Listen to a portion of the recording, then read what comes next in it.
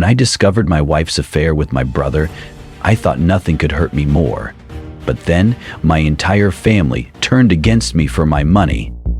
They thought they could get away with it. They were wrong. My name is Jonathan, and this is the story of how betrayal from those closest to me led to a revelation that would change everything. It all began on a seemingly ordinary evening. I returned home earlier than usual, hoping to surprise my wife Eleanor with dinner. As I approached our bedroom, I heard hushed voices, Eleanor's, and another that sent a chill down my spine.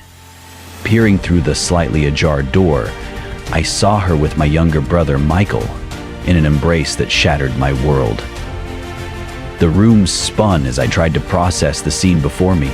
My wife and my brother, the two people I trusted most, were entangled in a betrayal I couldn't fathom. I stumbled back, my heart pounding, and left the house without them noticing.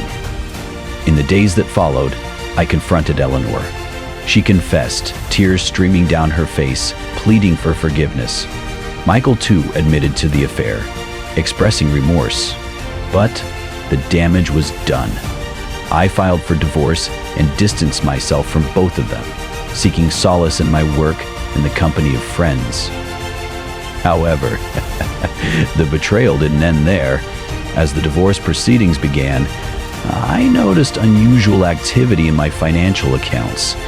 Large sums were missing, and transactions I hadn't authorized appeared. I hired a forensic accountant, and the findings were staggering.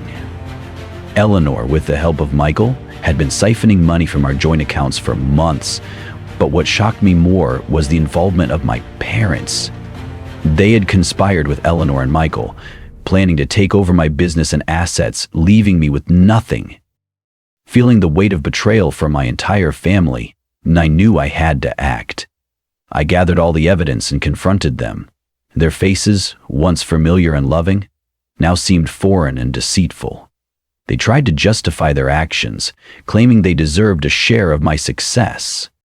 But I was prepared. With the evidence in hand, I took legal action. The court proceedings were arduous, but justice prevailed. Eleanor and Michael faced criminal charges for fraud, and my parents were held accountable for their part in the scheme. In the end, I lost my family but reclaimed my life and integrity. The experience taught me the harsh reality of betrayal, but also the strength of resilience. What would you have done in my place? Do you think I went too far or not far enough? Let me know in the comments. My name is Jonathan Whitaker. I'm 38, a self-made entrepreneur based in the quiet town of Ashbourne, nestled in the Derbyshire Hills of England. To the outside world, I was living the dream: a beautiful home, a thriving business, a wife I adored, and a family I trusted. But as they say, appearances can be deceiving. I grew up in a modest household. My father, Richard, was a stern man, a factory worker who valued discipline above all else.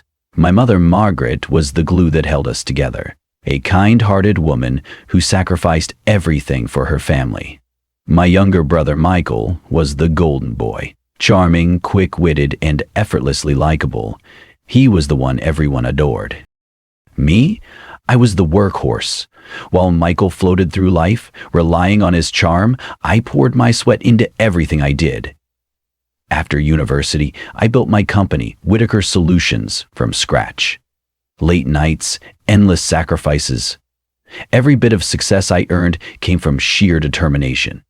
By my mid-30s, I was finally reaping the rewards: a thriving company and financial independence. And then there was Eleanor, my wife of 10 years. We met at a charity gala where her quick wit and radiant smile captivated me. Eleanor was everything I thought I wanted in a partner: intelligent, elegant, and supportive. She was by my side as I climbed the ladder of success. Or so I believed. My family seemed to envy my achievements, though they never said it outright. My parents often joked that Michael deserved a break, that he had just been unlucky in life. Unlike me, who always worked too hard, I dismissed it as harmless banter, never imagining how deep the resentment ran. Michael, despite his charm, had never found his footing. Failed jobs, fleeting relationships, he always seemed to land back at our parents' house. But I loved my brother, and when he asked for help, I never hesitated. I gave him a job in my company, hoping it would be the fresh start he needed. Eleanor welcomed him warmly, perhaps too warmly. For years, we seemed like a close-knit family. Sunday dinners at my parents' home were a tradition, filled with laughter, teasing, and shared memories. I never imagined that beneath the surface, betrayal was quietly brewing. It started with subtle things. Eleanor and Michael exchanging inside jokes I wasn't part of, lingering glances at family gatherings. I noticed they would text each other, but I told myself it was harmless. After all, Eleanor was my wife and Michael was my brother. What reason did I have to doubt them? But then there were moments I couldn't ignore. Michael began visiting our house more often when I wasn't home. Eleanor started making excuses to stay out late, claiming she was meeting friends or handling errands. I told myself I was overthinking, that I was just being paranoid. But deep down, a gnawing unease began to take root. Looking back, I realized how blind I was, how much I wanted to believe in the people I loved. That trust is a powerful thing. It blinds you to the truth, even when it's staring you in the face. But the truth has a way of revealing itself, no matter how tightly you try to hold it back. And when it did, it shattered everything I thought I knew about my life, my family, and myself. I remember the day everything started to unravel, as if it happened yesterday.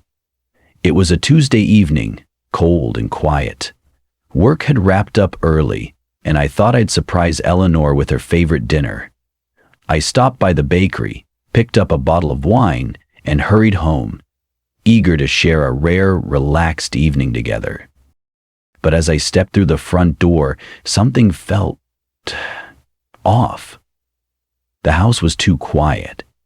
Eleanor's car was in the driveway, yet the faint murmur of voices drifted from upstairs. Curious, I set down the bag of food and quietly made my way up. My heart sank when I recognized the voices. Eleanor's laughter and Michael's unmistakable tone. They were coming from our bedroom. The door was ajar, and I froze, torn between storming in and fearing what I might see. "What I saw shattered my world," said Michelle, tone steady. Eleanor and Michael were sitting close, their heads bowed together as they whispered. On the bed, scattered between them, were photographs of me.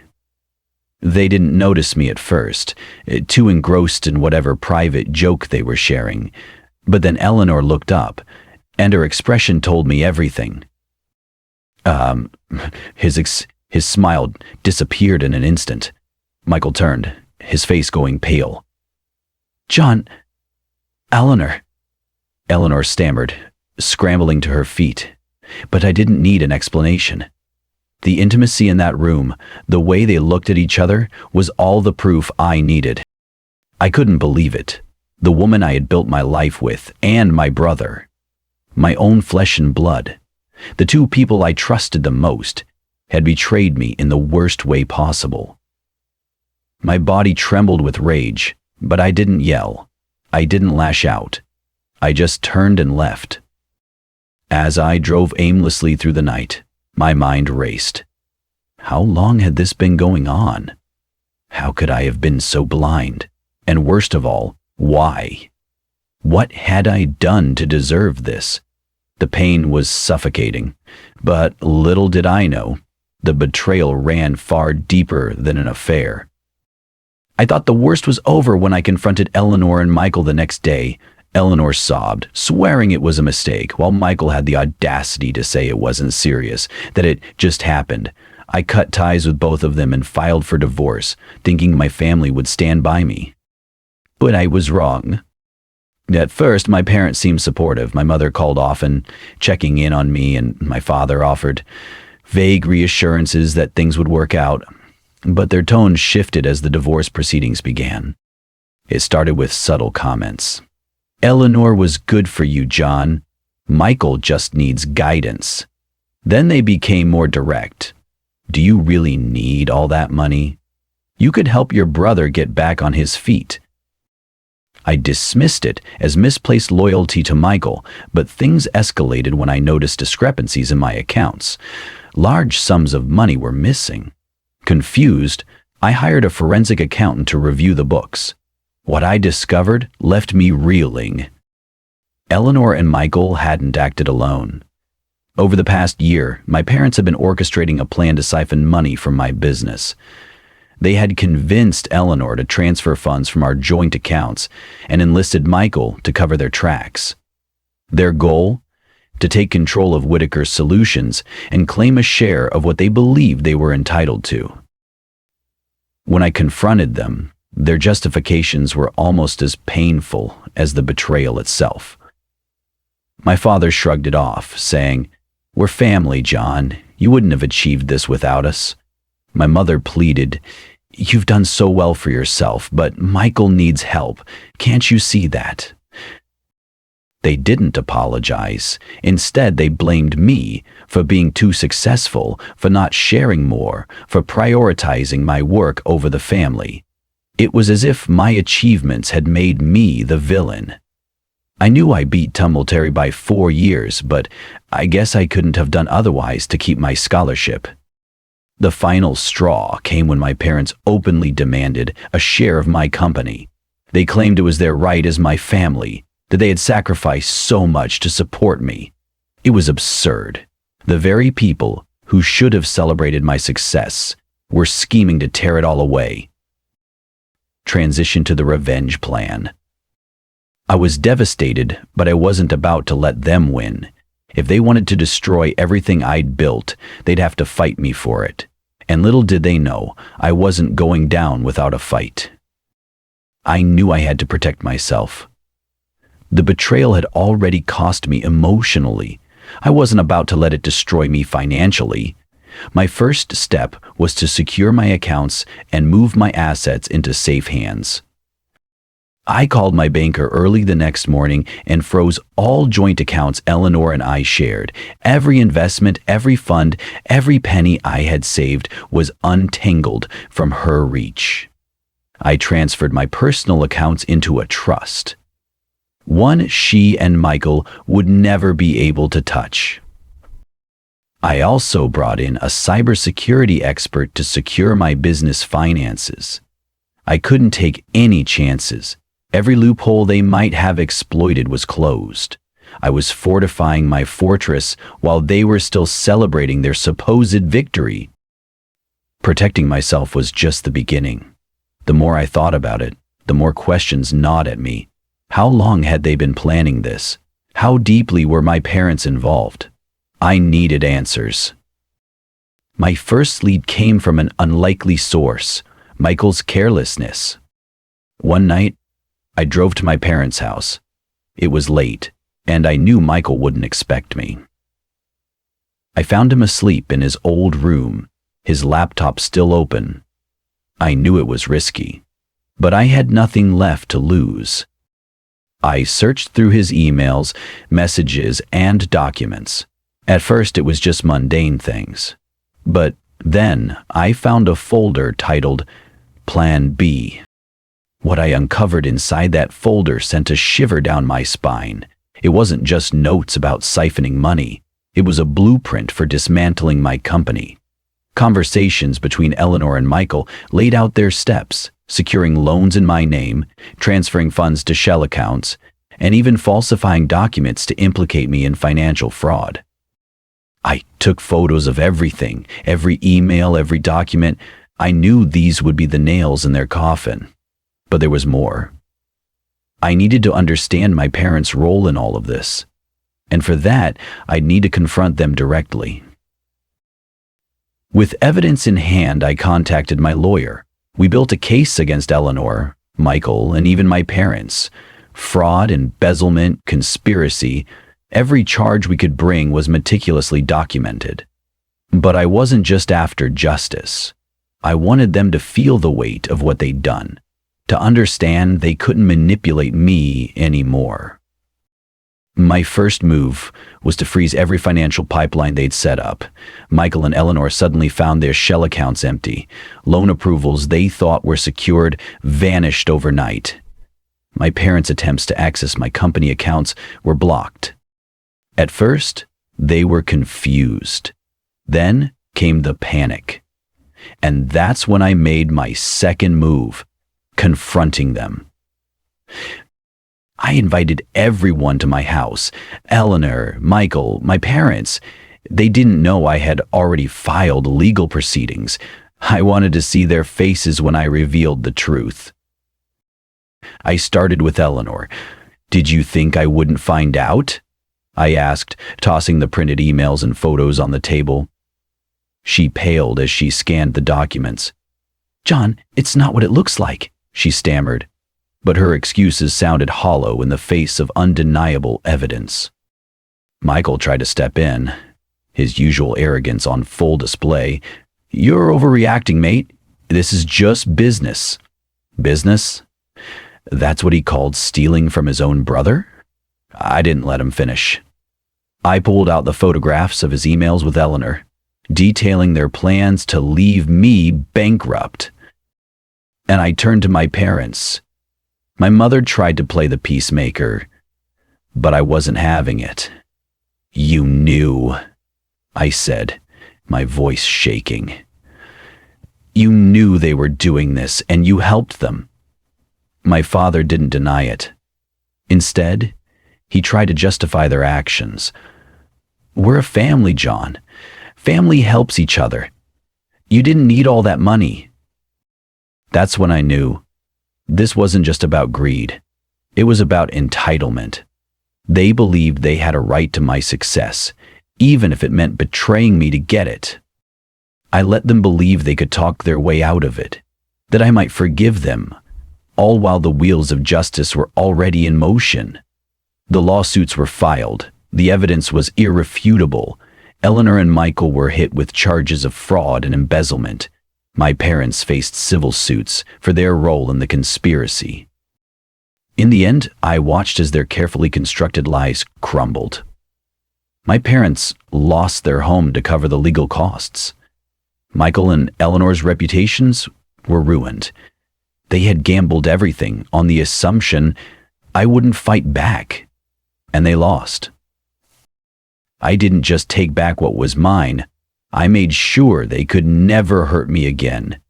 It wasn't about revenge, not entirely.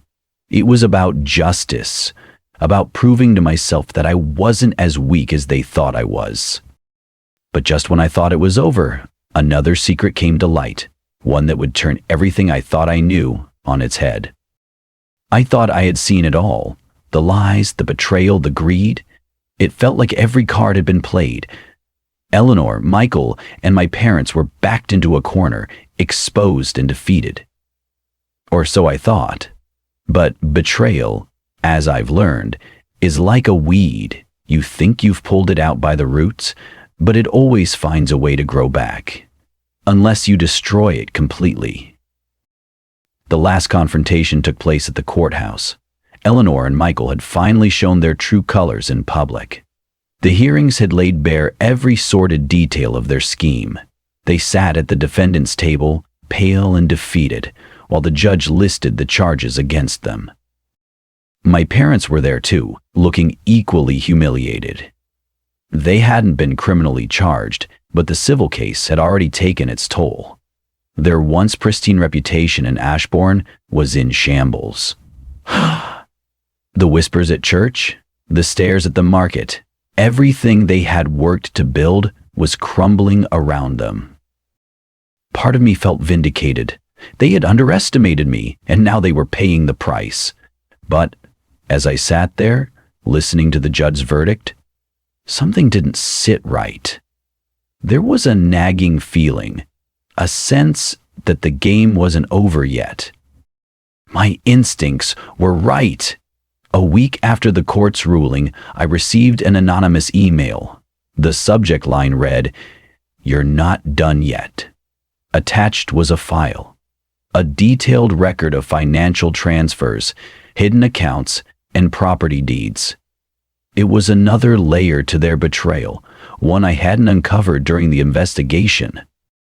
It turned out my parents and Michael had a backup plan all along. Before the lawsuits, they had funneled money into offshore accounts under fake names. They had also transferred ownership of a property, a vacation home I didn't even know existed, to Eleanor. It was a safety net, a final attempt to outmaneuver me if things went south.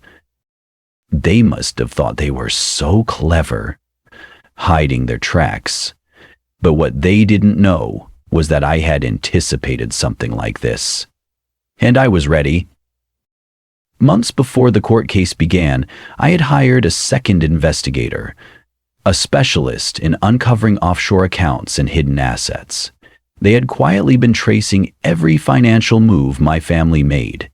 By the time I received that email, I already had all the evidence I needed to dismantle their backup plan. I filed new motions in court, attaching the damning evidence. Within weeks, the offshore accounts were frozen, and the property Eleanor thought she had secured was seized. The courts redistributed everything back to me, ensuring they couldn't hide another penny. For Eleanor and Michael, the fallout was catastrophic. Michael declared bankruptcy within months. His flashy lifestyle, fueled by the money they'd stolen, came crashing down. Eleanor, who had hoped to keep the property as a consolation prize, found herself homeless and jobless. As for my parents, the shame was unbearable. They had to sell their home to cover the legal fees, and the community that once admired them now shunned them. They tried to blame me, of course, but no one listened. The evidence was clear. They had betrayed their own son, and now they were paying the price. Just when I thought it was all over, one final secret emerged. While reviewing the last of the legal documents, I found a letter addressed to me. It was from my mother. In it, she admitted something that made my stomach turn. Michael wasn't just my brother. He was my half-brother. My father had an affair years before I was born, and Michael was the result. My mother had known all along and had kept it a secret, believing it would protect the family. Suddenly, everything made sense. The favoritism, the excuses, the way they had rallied around Michael even as he betrayed me. It was all rooted in their guilt, their need to shield him from the consequences of his actions. But their secret had destroyed us all. Learning the truth didn't change anything. It didn't undo the betrayal or bring back the years I had lost trusting people who didn't deserve it. But it gave me closure. I had faced the storm, uncovered every lie, and emerged stronger for it. In the end, they lost everything, not because of what I did, but because of their own greed and deceit. And I finally found peace, knowing I had fought for what was right. Revenge isn't about destroying others. It's about reclaiming your power, your dignity, and your peace. And I had done just that. In the end, I lost the people I thought were closest to me, but maybe they were never truly family. Maybe family isn't defined by blood or bonds we assume are unbreakable. Family is built on trust, on loyalty, and on love, the kind that isn't tainted by greed or betrayal. And when those foundations are shattered, what remains is nothing but an illusion. This journey taught me something invaluable, something I wish I had learned earlier. Trust is a precious gift, not a right. It's something we extend to others with the hope that it would be respected, nurtured, and valued. But when that trust is broken, it's not just a betrayal of the relationship. It's a betrayal of yourself, your judgment, your vulnerability. If I could go back, would I do anything differently? Part of me thinks I would have been more cautious, more suspicious of the cracks I ignored for so long. But another part of me knows that betrayal teaches you something nothing else can. It shows you the truth about people and about yourself. Betrayal isn't the end. It's a beginning, a chance to rebuild, to protect yourself, to learn who really deserves to stand by your side. Despite everything, I don't regret fighting back. I stood up for myself when it mattered most, and in doing so, I reclaimed more than my money.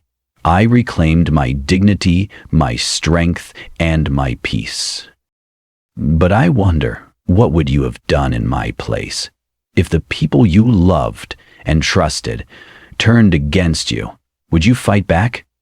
Or would you walk away and start over? Do you think I went too far? Or maybe not far enough? Let me know in the comments below. I'd love to hear your thoughts and stories. If this story resonated with you, don't forget to like, subscribe, and share. Together, we can build a community that learns from life's toughest lessons and finds strength in the stories we share.